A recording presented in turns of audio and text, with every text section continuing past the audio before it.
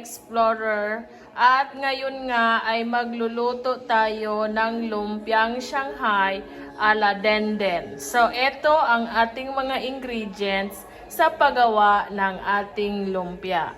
Siyempre, dapat meron tayong giniling. Giniling na mamoy.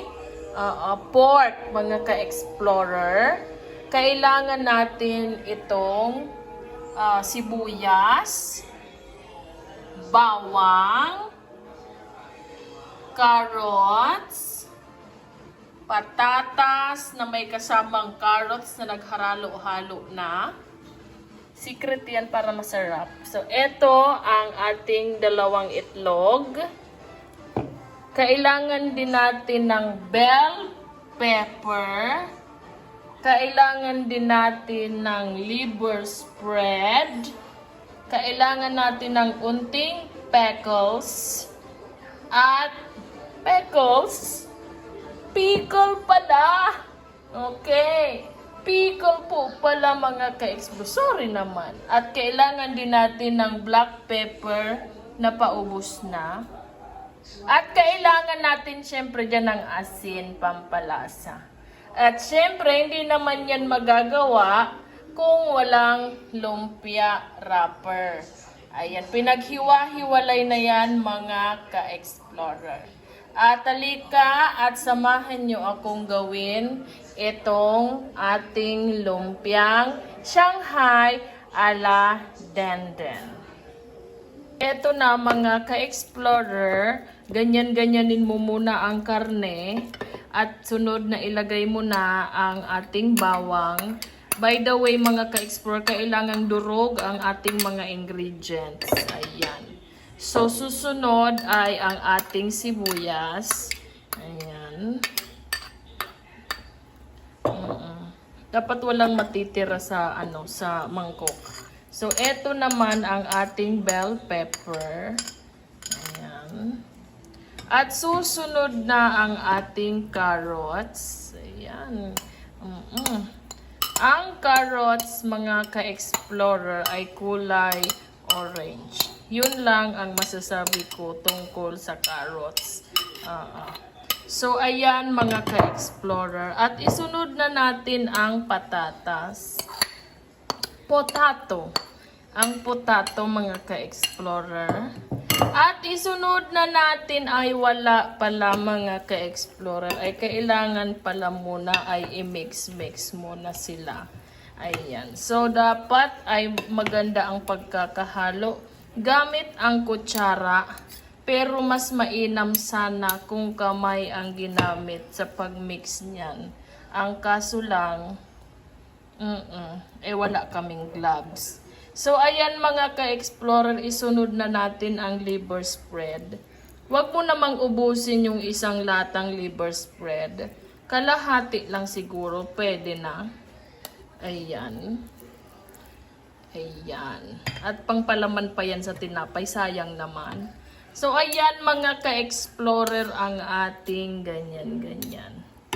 Susunod na mga ka-explorer ang ating pickle. Ayan. Oo. Unti lang mga ka-explorer kasi magbabago ang lasa niyan pag nadamihan mo. At susunod na mga ay wala pa pala. Ay i-mix-mix na muna mga ka-explorer ang ating ganyan-ganyan.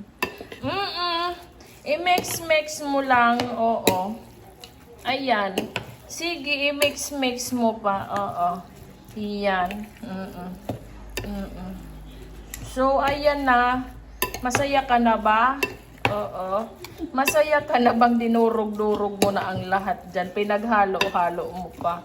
Ang sakit-sakit mo naman gumalaw. So, ayan na mga ka-explorer. At para namang ang ganda-ganda ng aming lumpia. Oo. By the way mga ka-explorer, kami ay gumagawa ng lumpia. Dahil Thanksgiving Day ngayon mga ka-explorer, pasabay na din ang Communion Day namin dito sa aming simbahan. Kaya tayo ay magpapa-snack mga ka-explorer sa mga dadalo ngayon sa simbahan. So, isunod na natin mga ka-explorer ang egg. Ganyan dapat. may impact ang pagbasag. Oo. Ay, yan, oh. Basag yan. Oh, sus. Ayan. Okay. At susunod ay lalagyan pala ng patis, mga ka-explorer. Unti lang. Oh, yan. Tama na yan. Yan. At susunod na gagawin ay lalagyan na natin ng paminta. Ayan. Parang dumami ata. At susunod naman ay ang asin. Sige, damihan mo pa. Oo, damihan natin mga ka-explorer. Ay, wag naman, magagalit si pastor. So, ayan mga ka-explorer at i-mix-mix na natin yan. Oo.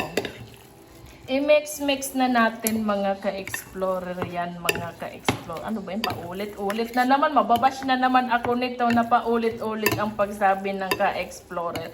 So, ka-explorer nga kasi tayo. Bakit ba? Okay. So, ayan mga ka-explorer na naman. Ay, halo-haloin lang natin iyan hanggang mag-mix-mix lahat ng iyan na ingredients na yan. At titikman mo yan, syempre.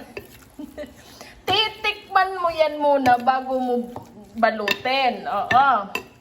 Ay, wag nang ipakita ang pagtikim.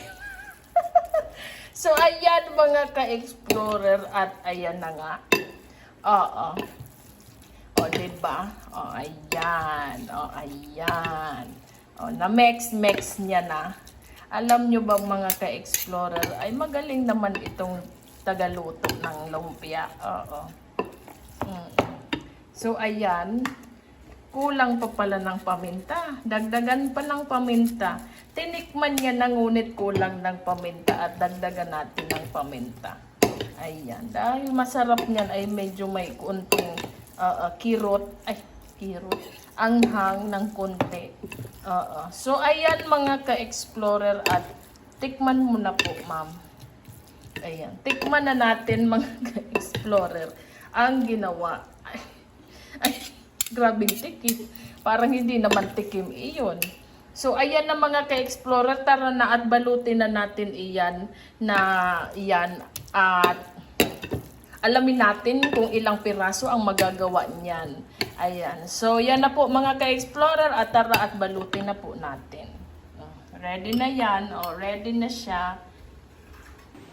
So, ayan mga ka-explorer. At, ako lang ang mag-isa na naman nandito sa bahay at ating babalutin na ang ating lumpia.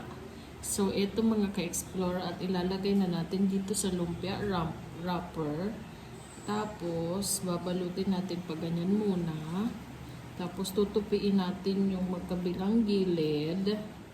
Ayan. Mga ka-explorer, di naman ako nito magaling gumawa. Oo. Pagpasensyahan nyo na ang itsura nito. Ayan. Okay, so, paikot-ikutin. Tapos, lalagyan natin dito. Lalagyan natin dito ng water. Tapos, ayan, didikit na yan dyan.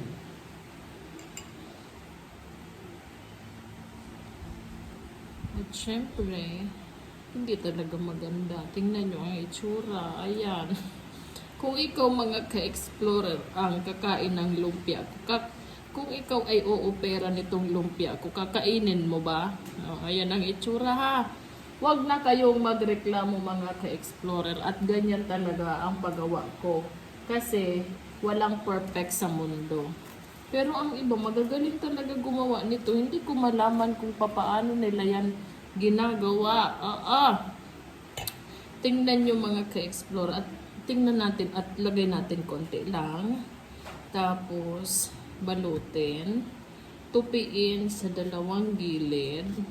Napanood ko naman to eh. Ganito lang naman ginawa. Dun sa napanood ko, easy lang naman, di ba? Tapos, i-roll. Rinoroll doon. Ayan. Ayan. At dito na naman. Ayan. Oh. Pasasaan ba mapiperfect ko din ito mga ka-explorer? Huwag kayo dyan, ha? Huwag kayo. So, ayan ulit tayo mga ka-explorer dahil na full storage ang aking cellphone. At ito na nga ang ating lumpia wrapper. Paghiwalayin. Ayan. Meron kasing mga butas. Pangit itong lumpia wrapper na nabili ko. Ayan. At lagyan mo na naman ng konti. Ayan. Lagyan natin ng unti. Tapos ganyan. Tapos i-roll. Tapos ganyan. Tupi sa gitna. Ayan. Tapos ayan. Diba? Unti-unti. Mapiperfect ko din itong mga ka-explorer. Baka akala nyo lagyan ng pasta. Ang linalagay ko dito, glue. Oo, para sure na dikit siya. Ayan. Joke lang. Siyempre, water lang. Ayan. Water lang yan mga ka-explorer. At didikit na yun dyan. O, diba? O, ayan. O. Oo. Iba-iba nga lang yung size ng nagagawa ng ka-explorer. Then, hayaan mo na.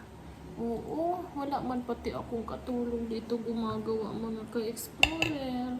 Ito ang ayaw ko mga ka-explorer. Kung maghahanda pa ako sa birthday ko, ay aba, ako lang naman din ang mahihirapan, di ba? O ayan, buti kung meron tayo ditong makakasama, tutulong sa atin magawa-gawa. Ito. Yan. Ba't ko ba kasi naisip ito na maglumpia? Ay, naku, talaga naman. Talaga naman. Oo, nakakapangsisi minsan. Dapat sana, ano na lang sana, iba na lang, yung madali. Baka chicken na lang sana or, ay, naku talaga. O, tingnan. Punit-punit kasi yung nabiling ano, pang wrap.